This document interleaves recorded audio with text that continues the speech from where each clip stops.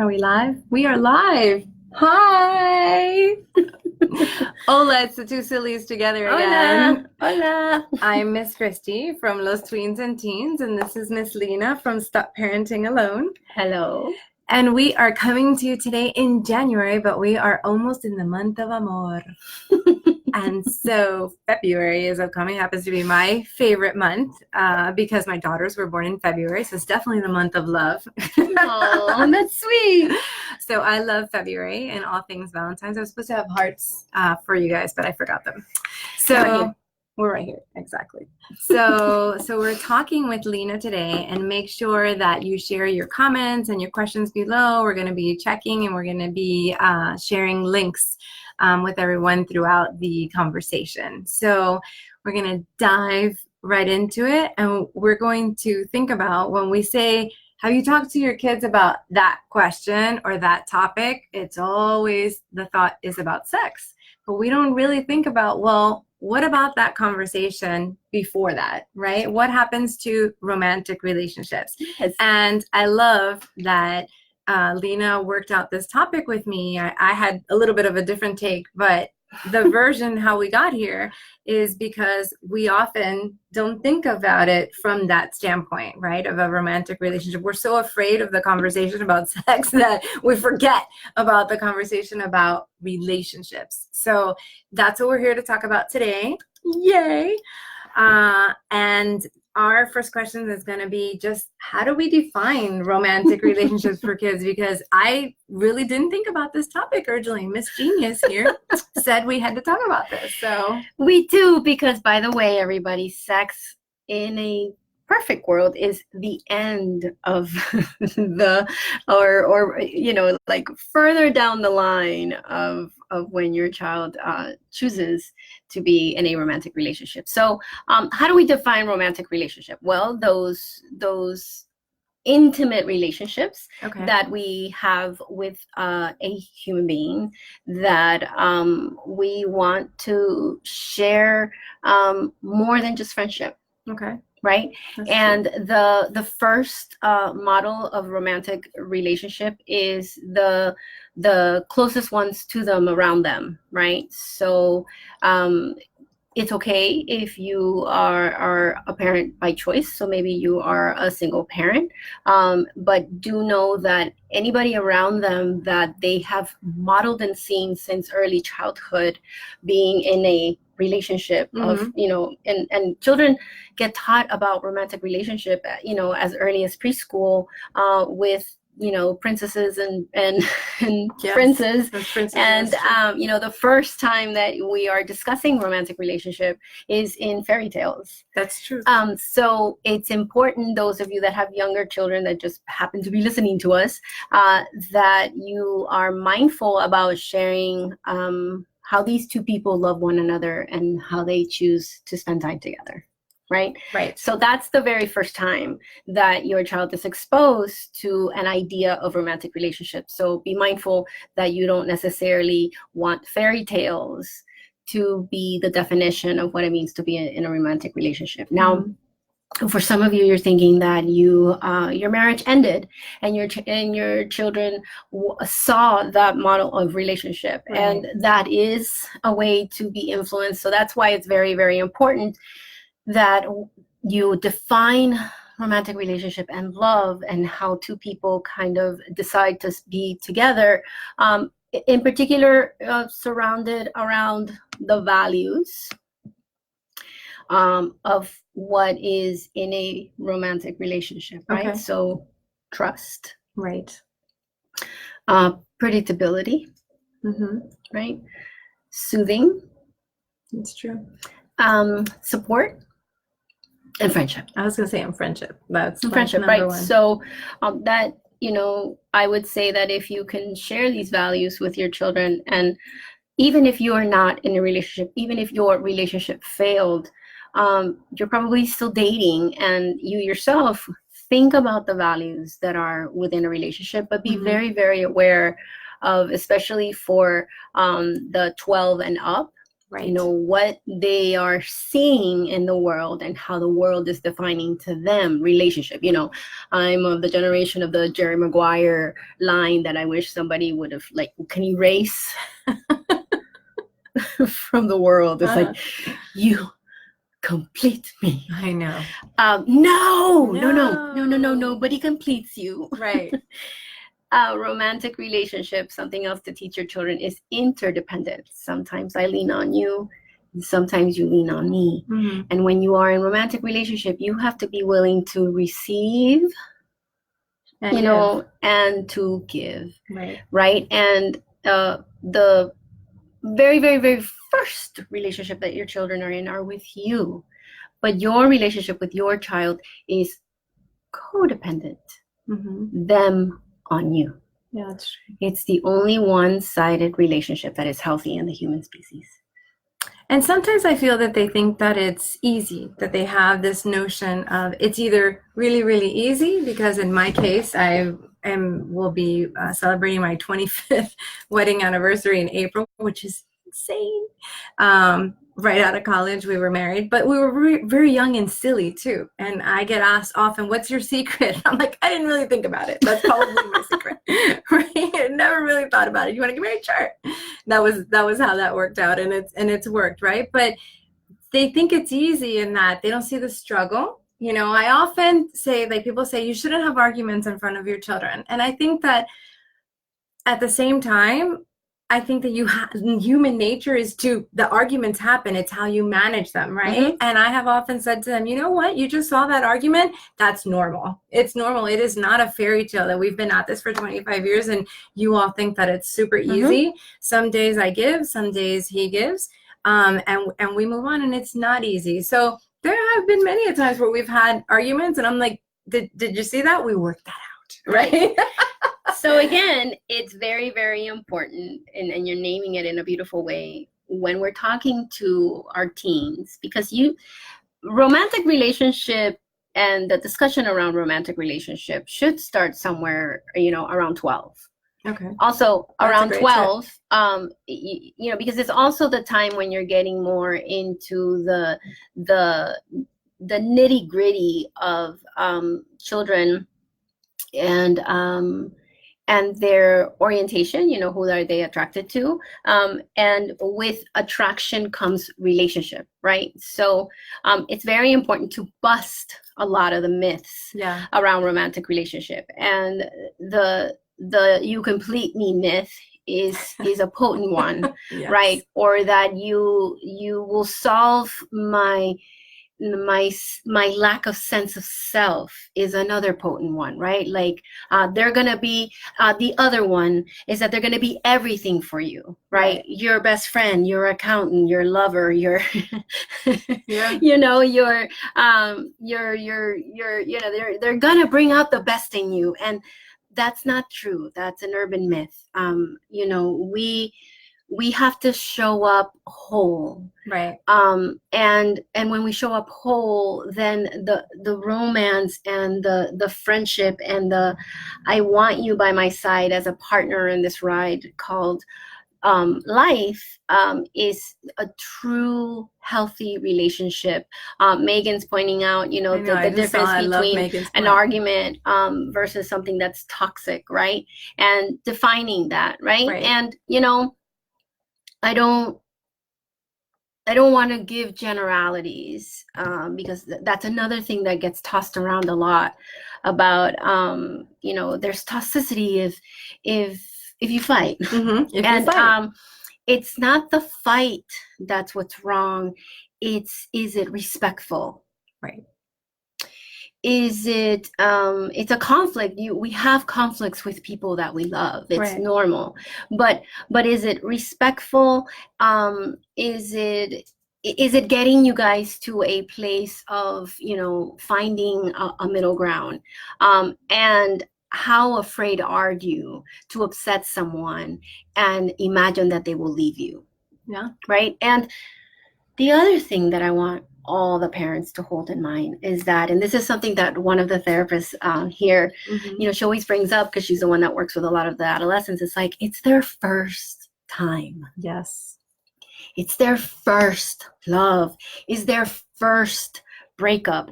It's the adolescence is chock full of firsts, Right. right? And it may not be a big deal to us because we know what it's going to be like. But Right. for them, it's the first one. So as a parent, be mindful that when your child all of a sudden tells you, well, mom, actually, Roger is more than a friend. Mm-hmm. And you're like, he's your boyfriend.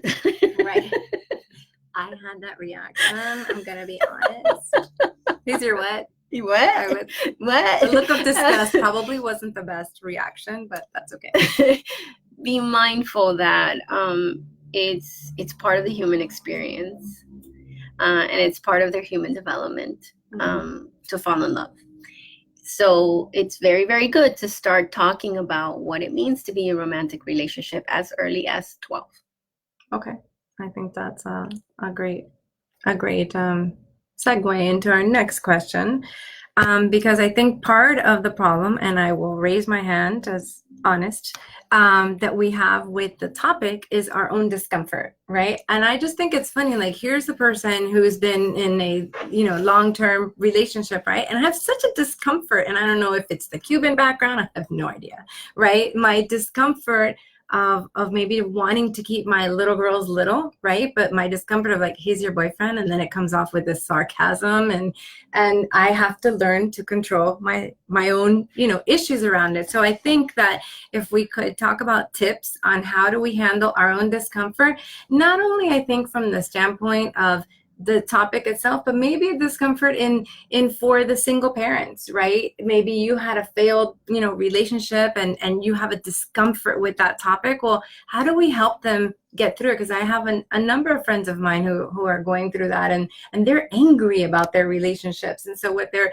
conveying isn't that you're goo-goo-eyed. Well, that's great. Well, I'll get over it, right? Like, snap. Just wait until he slaps you in the face. Exactly, right? Just wait until he fails you and doesn't call you. Just wait until you catch somebody else on his phone. Be careful.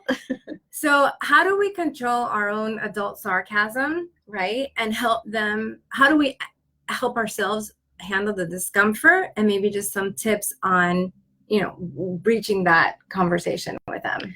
Okay, so number one thing that every parent has to understand is that psychologically, it's so incredibly difficult for any of us as parents to be logical and reasonable when we think about our babies, right? Our 14, 15, 16, 17-year-old babies being in love. Right. Right? Because it's just one of those things that as a parent is very, very, very hard to wrap your head and your mind around. So the number one thing that I want everybody to remember watching this is accept that you are illogical about this. It makes me feel so much better. that there's lots of things coming up and around this topic. Two, meditate and be mindful on the truth that a respectful, vulnerable, intimate relationship is one of the most beautiful things that we experience as a human. That's true. And a lot of you will walk into my office and tell me that that you want your child to be happy, that's all you want. Well, a healthy romantic relationship is part of the happiness in the human experience. Yes, there's bad days. Yes, there's difficulty with, even a relationship of 25 years where the people, grow apart and grow back together, and they have to continue to choose to come back together. And that's very, very important to share with your children that, listen, romantic relationship doesn't just happen. Right. And it's not like the love songs. The love songs are talking about, the first 3 weeks. That's like they should have a warning label. Warning. We're only singing about the first 3 weeks. Right. It's explicit. Because if somebody wrote a real song about long-term relationship, it would be another story. But it's so it's holding that in mind, this will bring my child joy, and I can't be logical about this. And if it ends, if they break up, if the person hurts them, be sure that you have raised a child that can handle that kind of failure. Right. So when they're 5 and they forget their backpack, don't take it to kindergarten, because that's the first time that they can practice failure. When they're 8 and they tell you on Friday that their science project is due on Tuesday, don't go to Office Depot and get them the supplies and rush to do the science project. Let them fail. Because parents of tweens, listen. Because that failure not only helps them be more responsible with work and projects in school, but it will translate to, I have failed before, and if I failed in romance, I will survive. Interesting. Right? That. So how do we handle our discomfort with the topic? 1, know that you're illogical. 2, remember that a loving relationship is one of the most beautiful things that can happen in the human experience. And 3, it's okay if they fail at it. There isn't a relationship that will completely annihilate your child. And if you're afraid that will happen, then we're talking about a child that may need a different kind of support. Hold on. Okay. We need to plug in my computer because we just got a sign. So it's the little plug on the side. There we go. Okay. So yeah, is that helpful? Is that specific enough? I think that was definitely specific enough. Oh, this side. All right. Okay. So Michelle's asking us here, how do you start the conversation and create trust and respect? I think that okay, what we covered a little bit.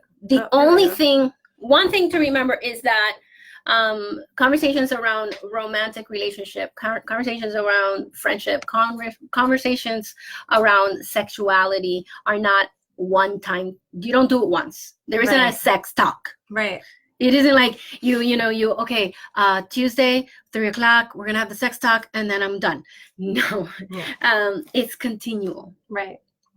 And it's, talk about, it's the best way to do romantic relationship, like watching TV shows with your children, right? Like, a lot of kids are watching 70s show and they're watching Friends. And they're watching The Bachelorette. I'm going to hold on my disdain, but they are watching The Bachelorette. And actually, it did create an opportunity for conversation around relationships. Right. I chose to control my sarcasm. Yes. And we actually had some great conversations about choice and romance and why some things are even a song, right? Like there's a Taylor Swift song like You Made Me Do It.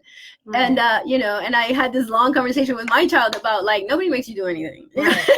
I mean, it's a fun song, but let's have this conversation, and my kid is afraid of getting in the car now because this is when I have conversations with her. But the car is a really great place. It is. I wanted to do a chat just on what are the best places to have conversations with your kids. The car. And I promise you that the car is the best because they also feel that there's a destination and it will end at some point. So I love, unless you're in Miami traffic, but I think that the car is amazing. Right. I've made it a point to pick them up and have a conversation always in the car. And again, from 12 on, this conversation about romantic relationship and this conversation about sexual health is constant. Right. and often. And how do you start it? Use popular culture. I love your example, mm-hmm. Cristy. You and your partner have a fight or they tell you about somebody else's fight and walk through why it happened and how it happened, because fighting between parents does not necessarily hurt children. It's how we make sense of it to them that makes or breaks it. And I wanted to get to 3 tips. Luli, while you're cooking. Yeah, Luli. Exactly. I love that. Before you feed them. That's really good for the boys. Yes. Because they're waiting there patiently for their 30 pounds of food. Exactly. I think that it's not only romantic love, but I think it's relationships in general.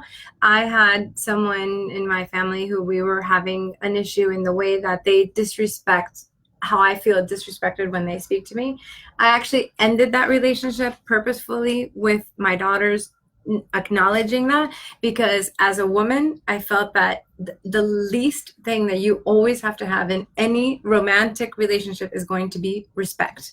And so I made it a choice. It wasn't easy, a choice, and to eliminate that toxicity from every time. And so it wasn't happening to me in my, day-to-day romantic life, but it was happening to me in general. And I just felt like it was a moment to have that stand, because I needed them to see what I feel respect is in action. And they were 14 at the time, right? So I didn't want them to feel, oh, you take some stuff over here, but you don't take stuff over here. So it's not easy setting the model, right? It's hard. We have to make hard choices, but I do want to share that because I think that it matters, right? And how we need to take in respect and give it as well to model that for them. Right, 100%. And I want to go back to this idea of how do we manage our own discomfort.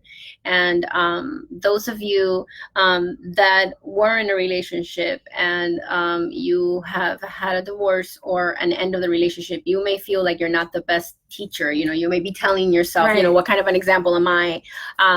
And, of course, really kind of process what you've learned from the loss and the ending of your relationship. And that's the piece that you can share with your child. Because, if it was their parent, they went through that process with you. So especially those that are like 14 and up, it's not so much about, the other parent did this and this, and the other parent did this and this. And no, it's more about, what I have learned and the mistakes that I made. And this is, that's a valid conversation. Again, this is the realm of like high schoolers, where, because in the high school years, this is the part that hurts the most about parenting a teen, an older teen, is that they're supposed to take you off the parent pedestal and put you in the human form. And for some of you out there, your ego is getting like a big push, and then you're going to punch in the face. But that's part of being able to launch into adulthood in a really good way, in a healthy way. They have to see us as human.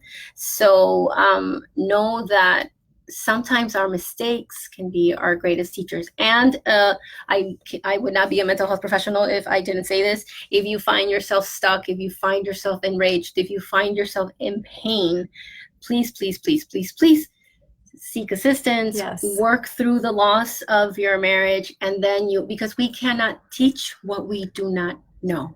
Right. So, and I wouldn't want you to be sharing with your child that it's always bad, because that's also an urban myth.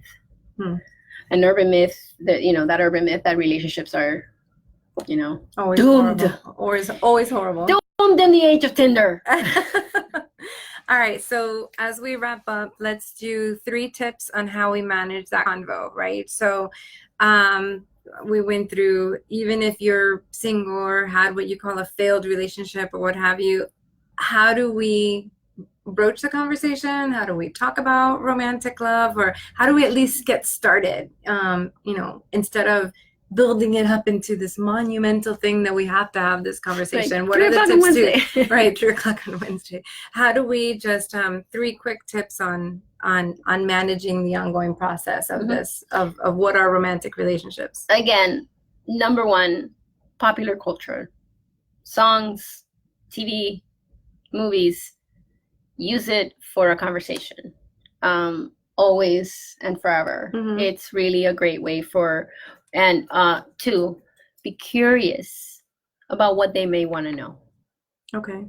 So say, I know this is weird to talk to me about because, I'm mom, but do you have any questions? Do you ever wonder about my relationships, or, my relationship with, or your grandparents, or, be curious with them.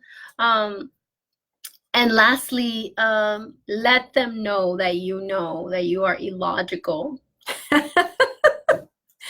about their romantic experience, but that you know that it's one of the most beautiful things. So let your child know, because if you don't, then they may misread you. You know, if you have a child that you have a very close relationship with, they may feel like they're betraying you, right, if they love somebody else. Right? If you've always have had a leader child, and they may read your illogical sense of self as you being punitive or burdensome.